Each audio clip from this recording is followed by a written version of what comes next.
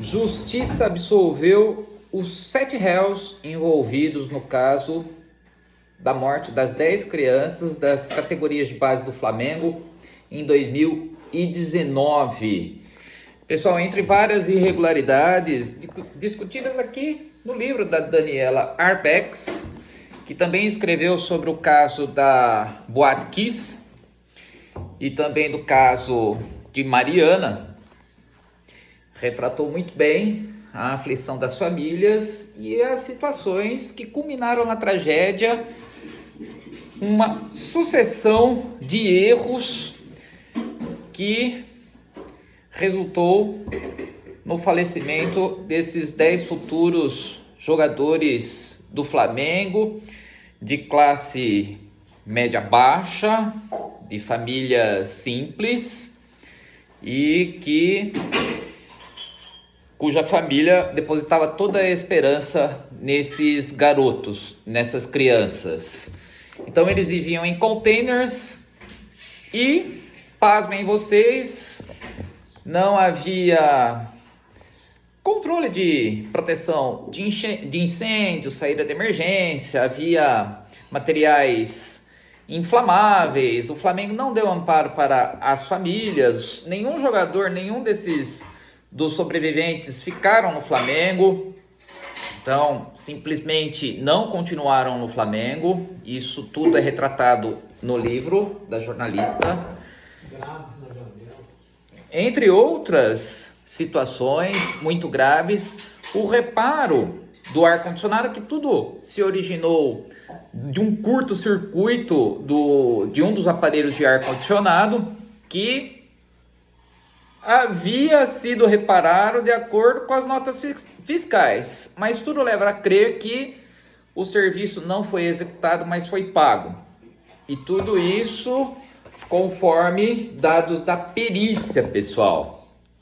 Então, tem um trecho aqui interessante do livro da Daniela Arbex que eu vou falar para vocês agora. Olha,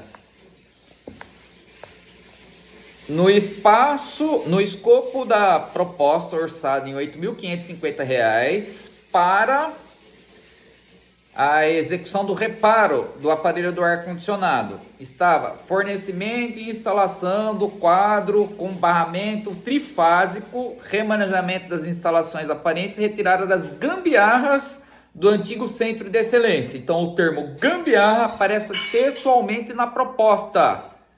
Vejam vocês. Então, foram emitidas 2 notas fiscais, a primeira de 25 de maio de 2018, com o valor de R$ 4.275.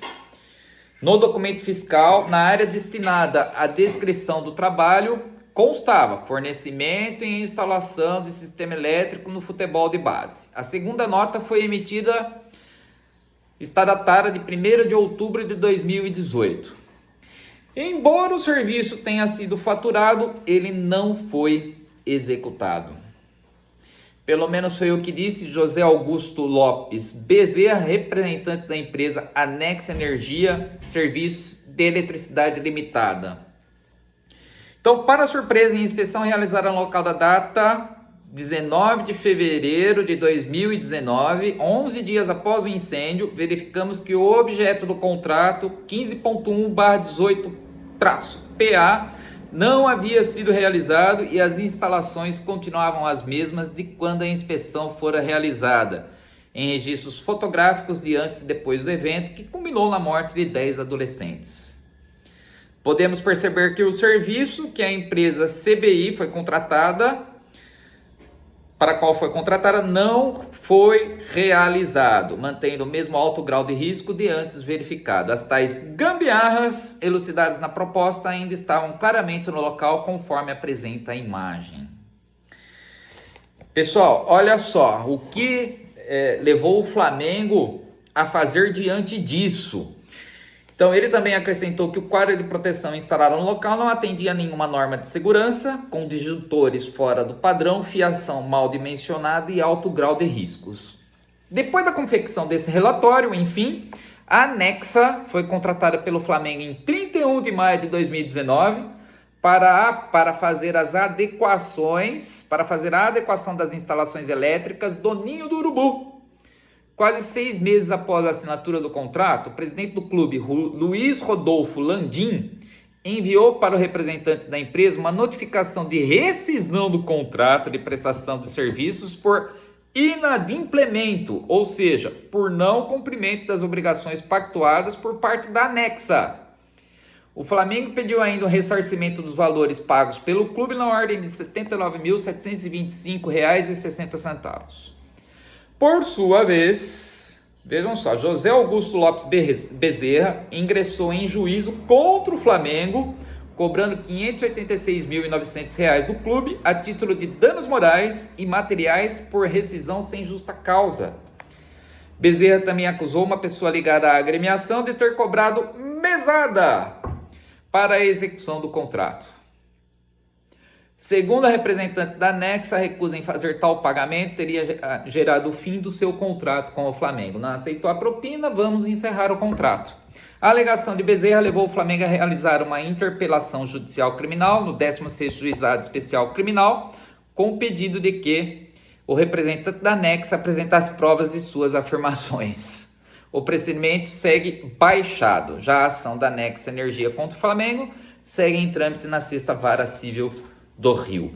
Pessoal, isso é só um dos detalhes. O livro tem quase 300 páginas. Vale a pena, elucida bem o que aconteceu lá. Detalhes bem concretos.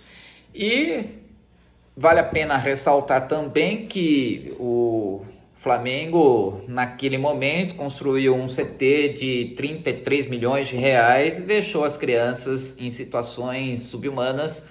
Então, tudo combinou para que resultasse nessa tragédia. Pessoal, eu empresto o livro para quem quiser, para quem tem interesse.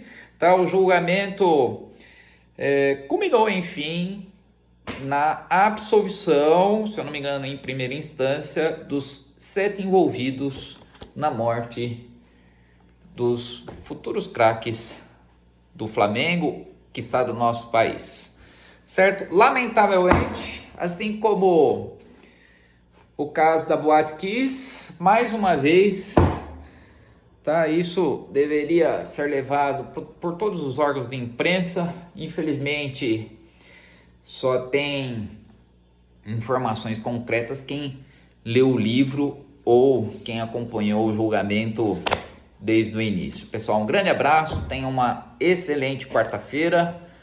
Depois dessa péssima notícia, vamos aguardar os desdobramentos, né? Houve manifestações do órgão, né, da organização dos familiares dessas crianças, claro, emitiram uma nota em repúdio ao resultado do julgamento. O juiz alegou provas ainda insuficientes.